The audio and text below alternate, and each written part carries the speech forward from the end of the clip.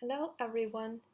In the previous videos, we dealt with the visualization of the distribution of our data. So first we created a histogram that showed the frequency distribution of our data, but couldn't spot the participant who was an outlier.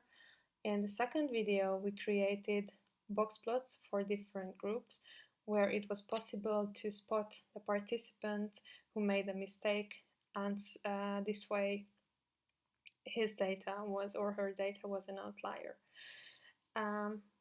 In most of the times, you will run statistical tests that compare means of different groups.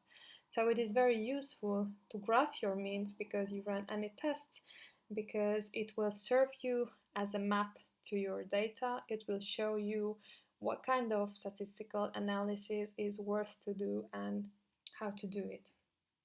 A usual way to display means is to use bar charts.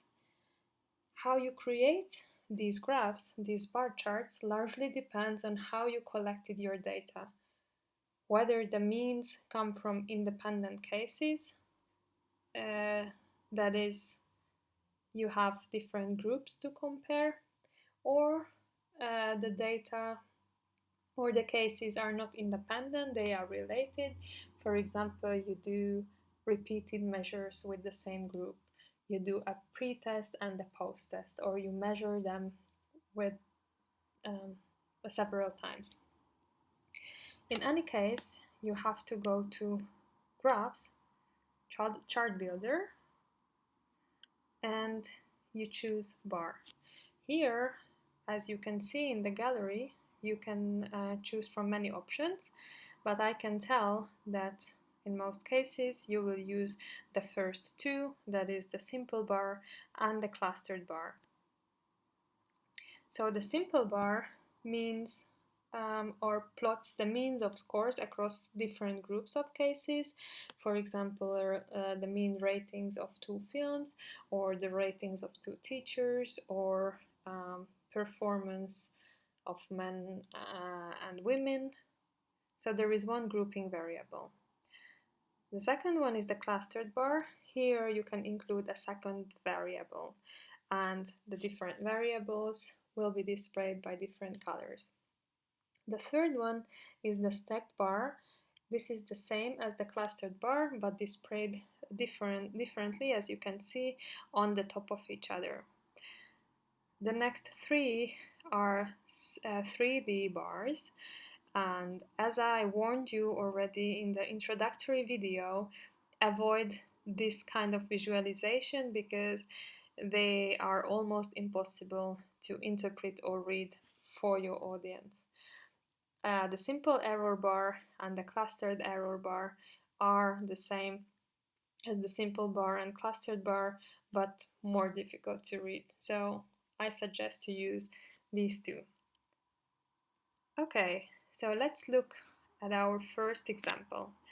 Here you can see again a fake study where a director wanted to know whether the phenomena of chick flick exists.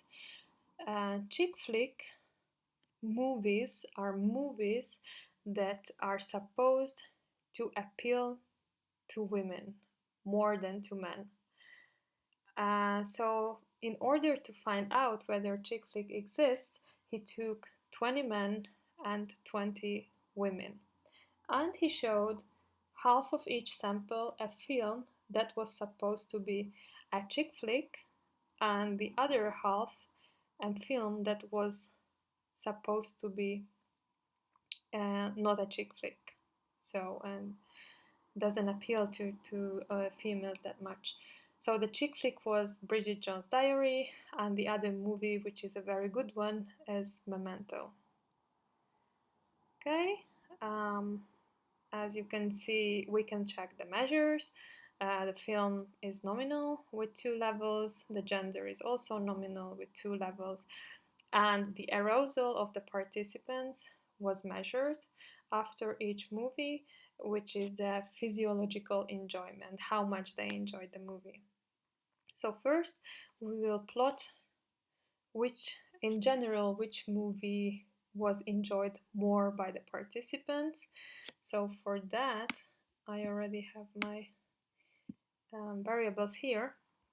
I choose from the gallery bar, simple bar, you double click on it. And on the x-axis, which is the independent variable, we will put the film. So as you can see, Bridget Jones and Memento.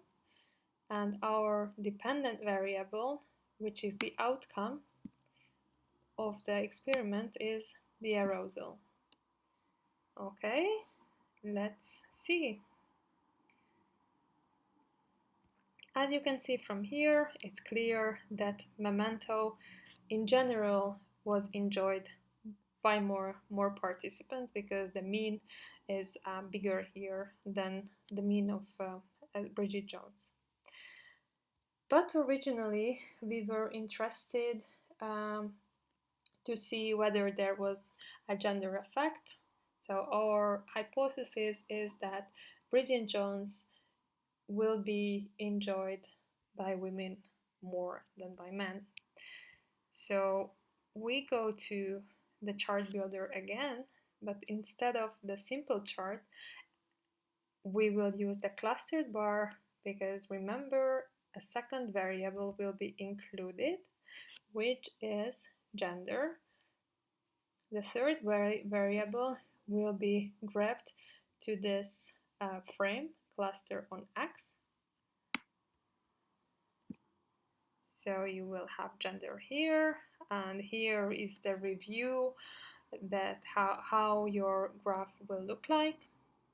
We are interested in the mean, so here you can set that, and it is important to apply whatever change you make. Okay, we are done. I think something is missing, of course, the arousal, and you click OK. If you look at this bar chart, you can see that Bridget Jones' Diary was enjoyed by males more than by females. And if you look at the Memento, the results are very similar, the means are very similar, so our hypothesis is not proved because it seems that males enjoy these chick flicks a bit more, maybe to understand the complicated brain of women, who knows. Okay, so that was the simple bar and the clustered. Now we will look at related means, because in these two graphing we compared the means of two different groups, males and females, and also the arousal for two movies. Now we'll look at related means. For that, I would like to open a new data set, which is hiccups.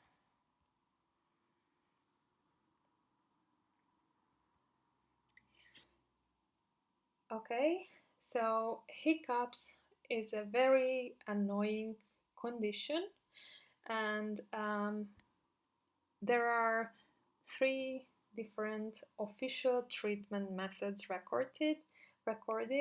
One is, if you look at the variable view, you will see one is the strategy of tongue pulling.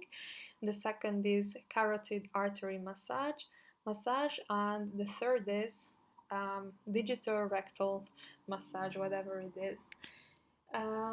So a biologist wanted to find out which of the 3 strategies are more useful to decrease the number of hiccups per minute.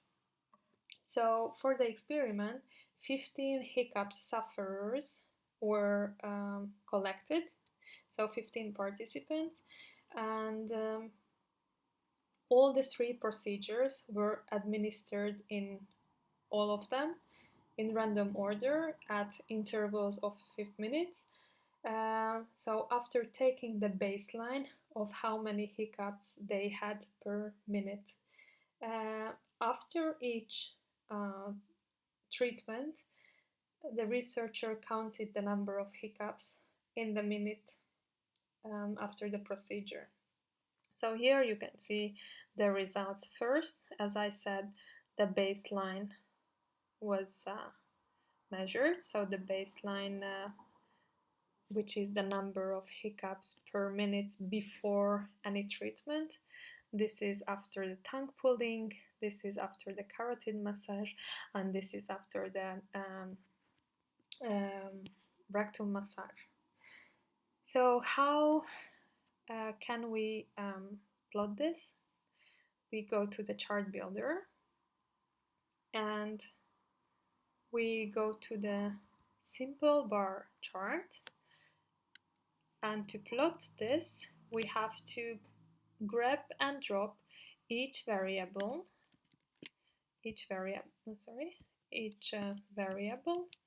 to the x-axis. Yes. Okay.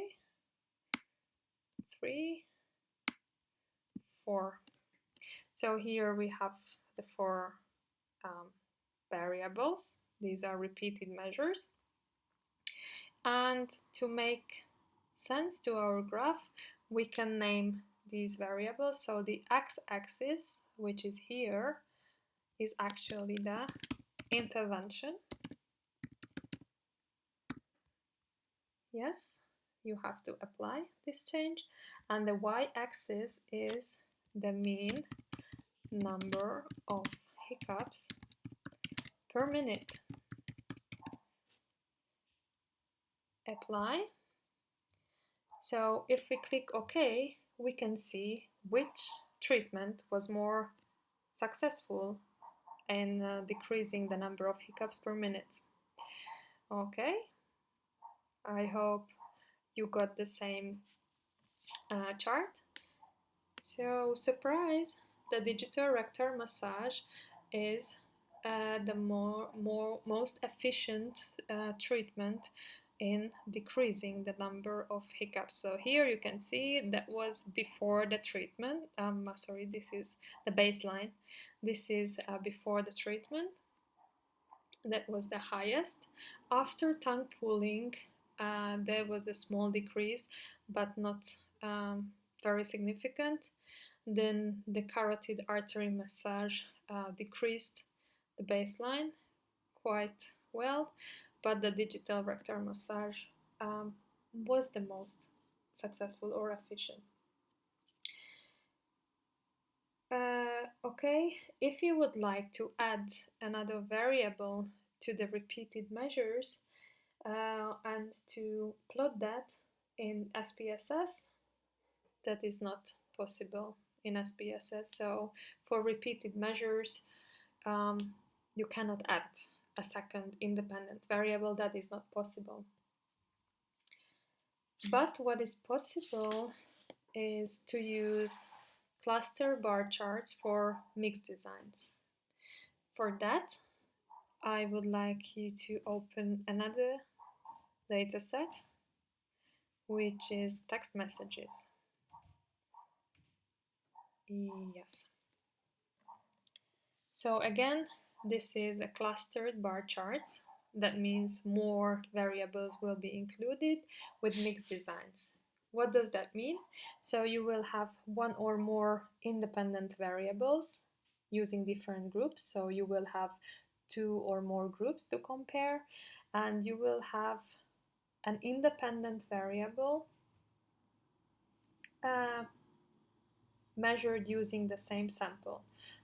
But it is important, as I said before, you cannot add more than one independent variable.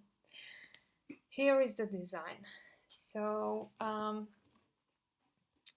if you look at the variable view, you will see that in this experiment there were 2 groups of kids, 25 children who were encouraged to use text messages in their everyday life. So they were the text messengers.